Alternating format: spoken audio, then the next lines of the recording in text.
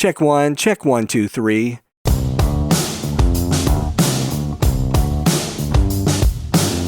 Hey everybody, it's Michael Helms, also known as Michael the Sound Guy, and this is the Location Sound Podcast. You know, each episode we talk with location sound mixers, boom ops, and other industry pros about the various aspects of recording sound on location, whether it's for feature and independent films, TV commercials, interviews, any time where dialogue from actors is recorded. I started my career in the recording studios in New York City with some of the big artists back in the day, and later on projects for networks like HBO, Sci-Fi Channel, and the Cartoon Network. As time went by, I got out of the studio and began working in production sound. Whether you're a seasoned veteran or just starting out, thanks for joining us. Okay, my guest today is a freelance location sound mixer based out of Los Angeles, California. Please welcome Stu Chacon. Hey, Michael. Thanks for having me on the show. Great to have you, Stu. All right, well, before we really get started, tell us what's your life looking like right now with the COVID-19 situation? Well, it's been a little crazy, and I think everybody, worldwide is getting used to the idea of not being able to live life, as usual, as what the norm is for everybody. We're all stuck at home and not really, just trying to figure out what to do and how to stay sane, really. I think it's an actual serious issue to think about and try to cope with. But, I think as creatives and as people that work in the industry that we work in, I think we all try to figure out ways to stay creative. So, I've been working on music and just trying to, read up on the technology that we use, and just reading manuals and trying to, just stay as prepared as I can so that when we get back on set, we can, just like nothing ever happened. That's good. That's good. Now, do you have family? Yeah, I do. I have a wife and 3 children. So I have a 6-year-old, a 4-year-old, and a 9-month-old at this point. So they actually help me, stay busy. So it's a good thing. It's fun times.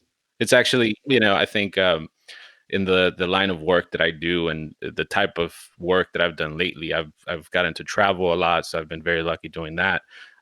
So it's actually a welcome change to be home and spend time with everyone here. So it's a good thing. Try to stay positive. Yeah, definitely. Now, how often are you on the road? As of late, within the past year or so, it's about 3 weeks out of the month that I'm traveling. Let's jump in and talk a little bit about when you're on location and as a production sound mixer, what's in your audio kit? So just kind of give us a rundown of your mixer, recorder, preferred mics, and all the other items you like to use. Yeah, absolutely. So I have 2 bags that I'm mostly using nowadays. They're both with Sound Devices products. The main bag that I use is it's around a Sound Devices 664. I use Lectrosonics 411 wireless systems. I use for microphones, for lavalier microphones, I use the Sanken COS-11s. That's all powered through PSC triple play BDS. I used to power it all up. I use the MP1 for that bag, the MP1 style batteries. And then the second bag that I use, it's mostly for interior, for cars, mostly for cars or any kind of backup scenarios that I have to use. That's with the MixPre-6. And with that one, I use a remote audio BDS, and it's powered with the smart batteries, also by remote. Yeah.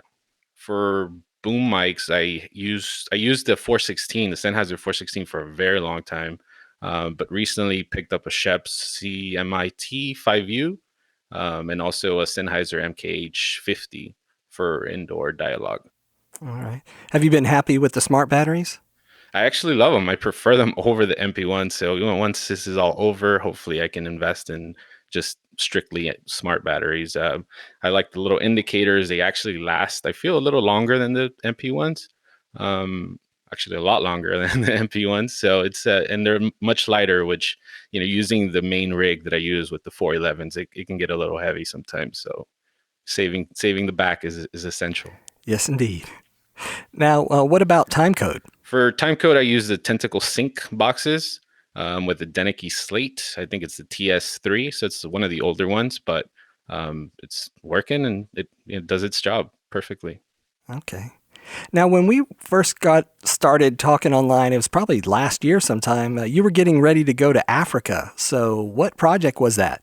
That is for a show called 90 Day Fiance. It's the other way. It's a different franchise, one of their franchises for that show. And we traveled to Ethiopia. So that was a great time. It was my first time actually traveling out of the country for work, and it was a great time. It's a great crew. It's a smaller crew. It's about 7 people. It's a reality show, so it's a very fast pace, very, very. We definitely have to be. I have to be personally as the only person in sound to be on the ball and be focused and be a step ahead of what the other departments are doing. What's a day like, on location with that product? It's essentially, well, they're 12 plus hour days. So it's a long day. So in the mornings I usually just prep, well, the night before I make sure that all my batteries are charged, make sure that all the transmitters have new fresh batteries. I use the lithium energizer batteries, which hopefully soon I can also get go into the rechargeable ones. But the lithiums are great because I use them. It's very minimal changes through the workday, and so just make sure my gear's all prepped, and just be ready, check the call sheet and make sure that I have a good grasp of what we're going to be doing for that day, and get to it. Okay. What are the locations like? Usually that show is about following a couple. So you just go through their daily life and make sure that you capture what they're doing for that day. It might be different locations based on, the premise of that show specifically is an American going into a foreign country and just kind of really experiencing life in these other places. So it's definitely also experiencing those moments with them, and making sure that your sound is as clean and great as it could be. Okay. So, what's the miking setup usually with those guys? Well, for reality, it's the usual reality setup for sound. It's mostly relying on the lavs. When I can, I definitely like to boom as a backup, and just to make sure that everything is as clean and good as it could sound. But usually it's the lavs, and very fast pace. And sometimes it's miking. I've had scenes where it's 11 people and it's all by myself, and you don't really get a lot of time to mic people. So you have to be quick and efficient, and sometimes very fast paced, but ultimately it's always worked out and sounds great. Now, if something goes bad technically on set, what's one of those scenarios like? Usually I try to make sure that I eliminate any kind of scenarios where there will be a bad, technical issue on my end. But sometimes you get a channel, you get some RF issues, that just happens. And you have to, if it's something vital, if it's a scene that was very vital, you kind of have to make the choice. And, you relay the message, you tell the producer or the director, whoever's on set, and you let them know. And, you kind of leave it up to them to decide whether they think it's important to redo the scene or redo that bit, for example. Now, when it comes to coordinating frequencies overseas, what's the process for that? Well, since I use the 411s, it's just kind of scan. I like to scan at every single place every location that we go to right before. Sometimes it's a little difficult because you don't know exactly where you're going to go. You just kind of have a general idea of where you're going to go. So it's as soon as you get there, you just scan every channel depending on how much talent you have on screen at that one given moment, and you hope that you have a spectrum that's clean. Yeah, and different, I guess, different frequencies in Europe that you're dealing with. Well, actually, it's definitely the good thing about doing the travel work is that I've noticed the spectrum is a lot cleaner overseas than here in the United States, especially in Los Angeles where I work. There's one particular instance where we were in a country, and there we did a scene in a particular place, and as soon I did a scan as usual, and everything was great, but as soon as I step into the building, it was RF nightmare. I had to rely on the boom for that particular moment. There was just no way that I can get around it. Every single channel just spiked, and I was like, "Oh man, what am I gonna do here?" But it worked out. Everything worked out. So usually that's the case, and it's very rare. that that'll happen, but it's usually cleaner overseas than here in the U.S. You also were working in Amman, Jordan. Was that for the same project? Yeah, it's for the same show, and we got to travel to Jordan, and we were there about 3 weeks. And it was a great place. I loved it. It's a good thing that I feel very lucky to be able to do what I do. I get to experience and immerse myself in different cultures and kind of get a glimpse of how other people live, and it gives you a better insight into how things work, I think, overall. Okay. So what's a day like for this production? It's essentially, you get your call sheet the night before, and it's usually a morning call time at 8 a.m. or so, depending on what the events that'll happen during the day will hold.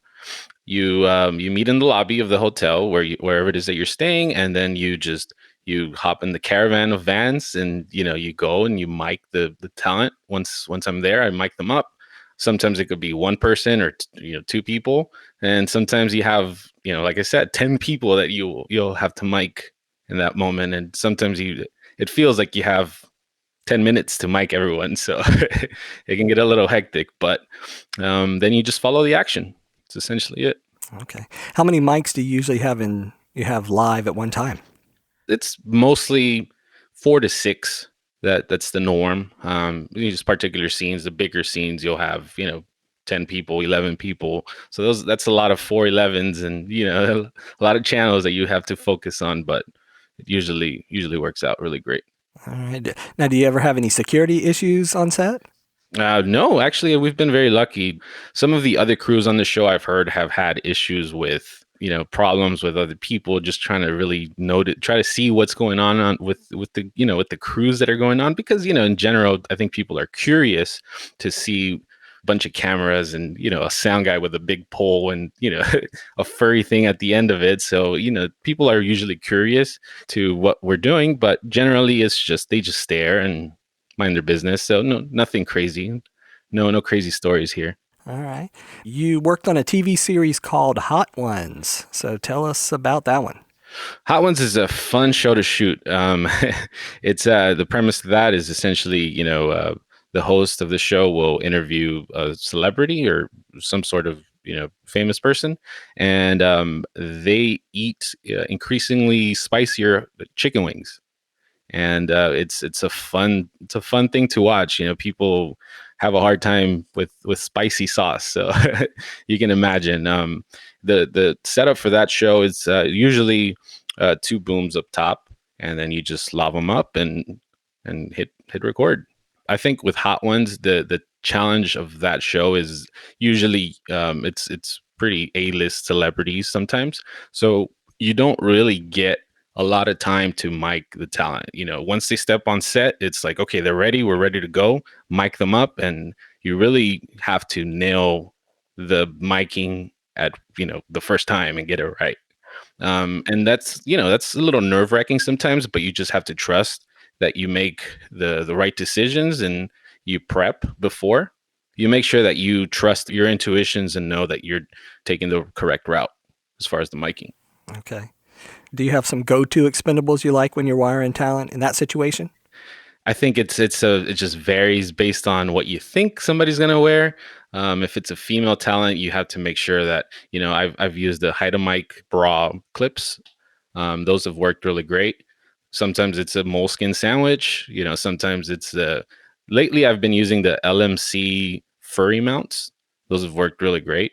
The Ursa mounts make really great. The little smaller mounts are awesome.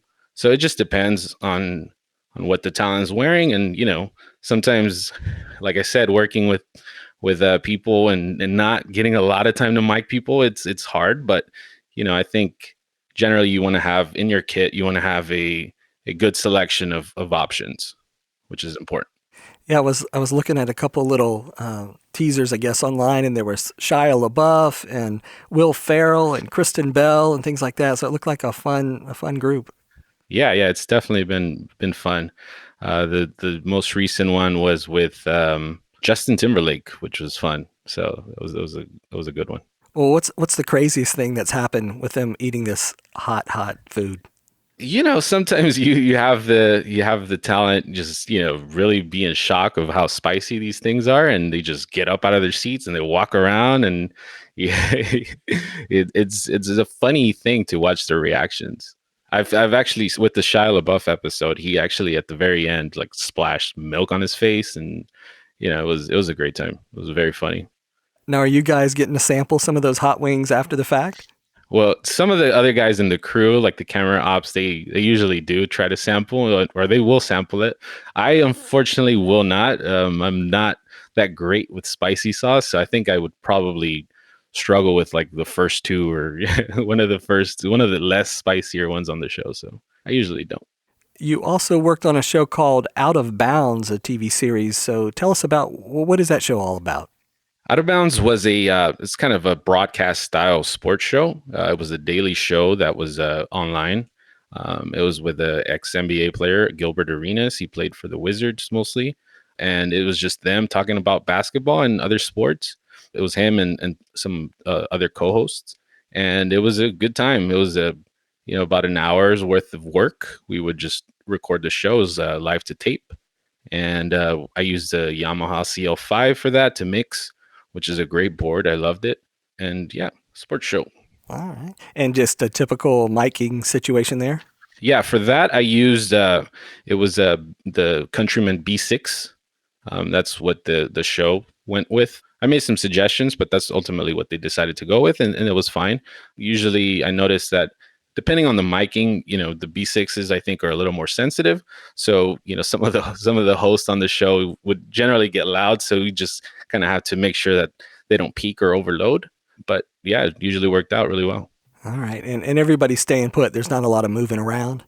No, yeah, it was them just sitting, just chatting it up.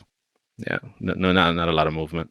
Okay. Now, I was looking back at you started your career as a lead singer of a rock band? Yeah, that's right. So I was the lead singer of a death metal band. Yeah, it was in the early 2000s.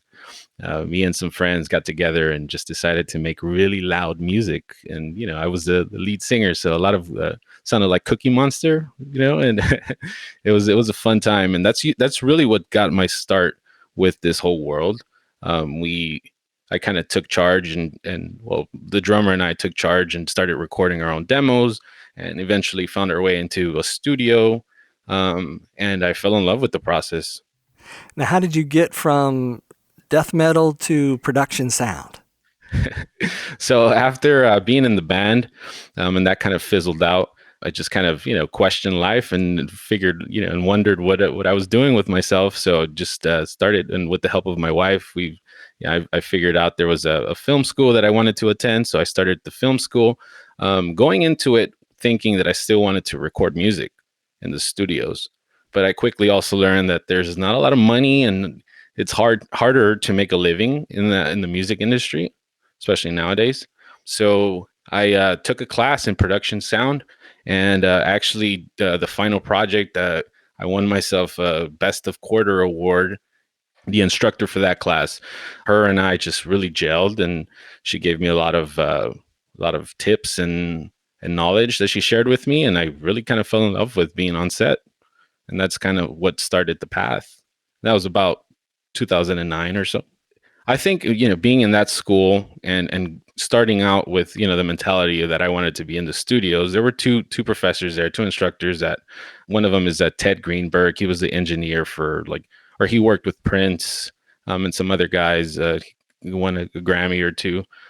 Some other guy named Barry Conley. They're both studio guys, but they were really really important in the beginning of my career to kind of teach me all the essentials, and really teach me what audio is all about, as far as like the terms and the knowledge, the meat of what we do. So they were pretty important. Hmm.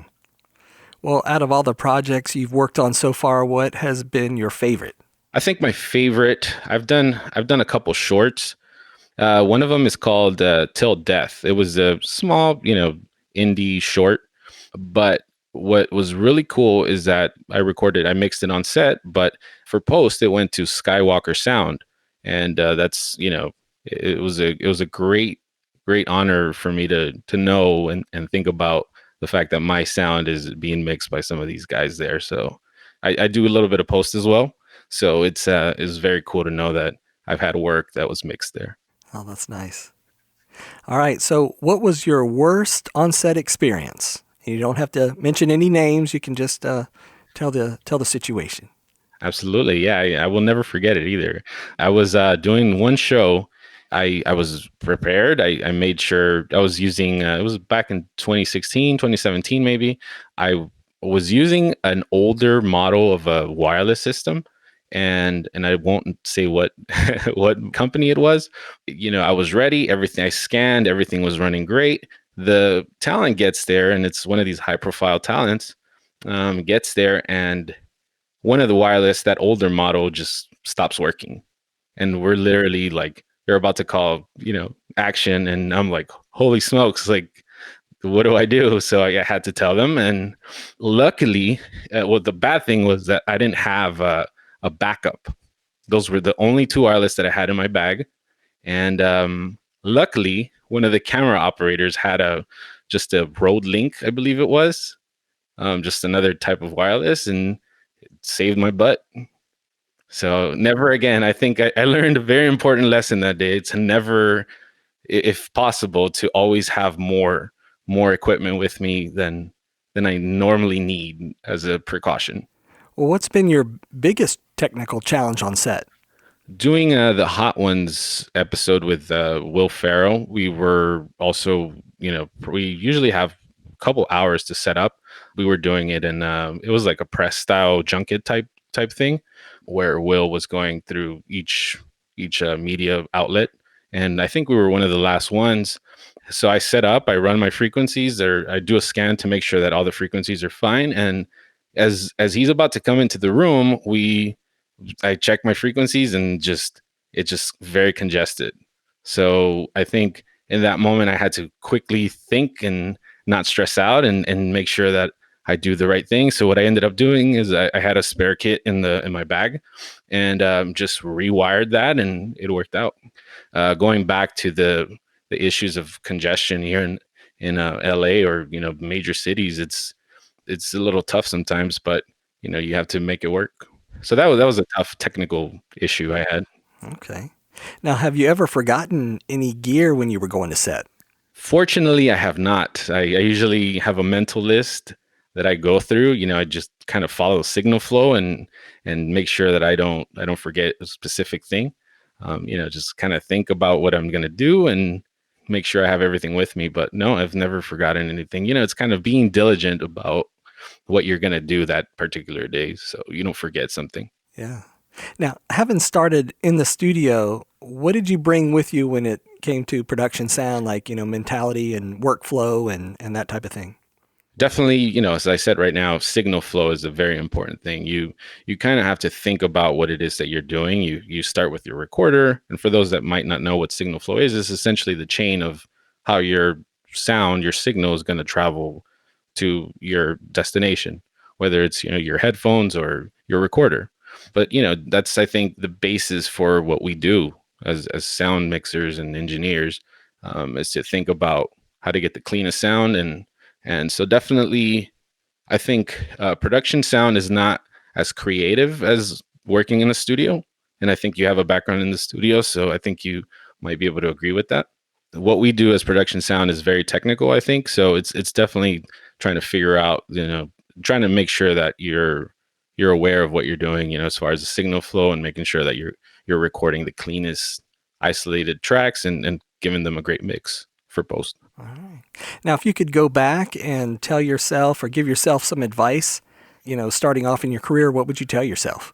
When I first started doing this, and when I was going through school, and started working, doing smaller projects, I think I definitely was afraid to make the leap full time to follow this career path. I had a full time job, non industry related, and I was miserable. It was a corporate type, retail type job, so it wasn't something I was enjoying. So I think if I were to tell myself, what I would tell myself is to just not be afraid, and just make the leap a lot sooner than I did, and do this full time. Do this sooner, full time. I wonder how many production sound mixers went full-time this year saying this is going to be their year. Then this whole quarantine thing, freeze of the industry happened, and I'm curious. It's a great point. And to all those guys, I think it's scary. I think what we do as self-employed individuals and freelancers, it's you have to be hungry and follow and hustle and just stay committed, and things will bounce back. Hopefully sooner than later, but things will bounce back. And just keep at it and try to figure out your craft and get better at it. And we'll there's space for everyone to work, and keep at it. It's the best advice. But yeah, definitely, it's a scary thing to think about. Somebody making the big jump to doing it full time and having no work. If you could recommend for our listeners, some advice for, getting into production sound, what kind of path would you encourage them to follow? If I were to recommend, or if I were to give some tips to somebody that's starting out and wants to get into this industry, is to just, network, get on smaller sets, as far as like short independent projects, connect with, people in film schools, and really create friendships and connections with DPs and grips and some of these other departments. And eventually things will start picking up and you'll get a nice little Rolodex. And, that's how you stay busy. Having a great attitude on set is key. You might be able to do your job really well, but if people don't like working around you, then you're not going to get a call back. So being a good person is key. Now, how do you get your next job? Do you use any of the online services? I signed up for a couple, but it's funny enough, I never really got anything out of them. And luckily, I've been very lucky where I can map out future projects that are coming. And it's all based on relationships that I've built through the years, whether it's a producer that's called me back or a DP. But that's really how I get all my work. It's just referrals and word of mouth. And Instagram actually has gotten me a couple of jobs. So I primarily use that as a kind of a online portfolio for all my work. Well, that's good. Are there any other projects you want to talk about that maybe we haven't discussed? There's a couple. I did a show for A&E called Psychic Kids. It was one season. That was an interesting show. It was essentially following some kids with psychic abilities around, and it was definitely an interesting time. I usually tend to be skeptical about some of those things, but there were some instances where, some things happen and kind of made me think twice about the whole subject. But, ultimately it was a great time, a great crew, met some great people there that I work with now a lot. So that's a highlight. Yeah, I think I would get a little concerned if some kid turned to me and started telling me stuff that nobody else knew. I'd be like, we're out. We're out of here. No, nothing like that happened, but some things where we would go to, quote unquote spooky places and, things with places with the ghost activities and whatnot.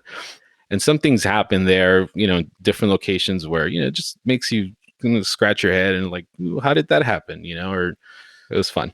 What's the best way for people to connect with you online if they want to find out more information about yourself?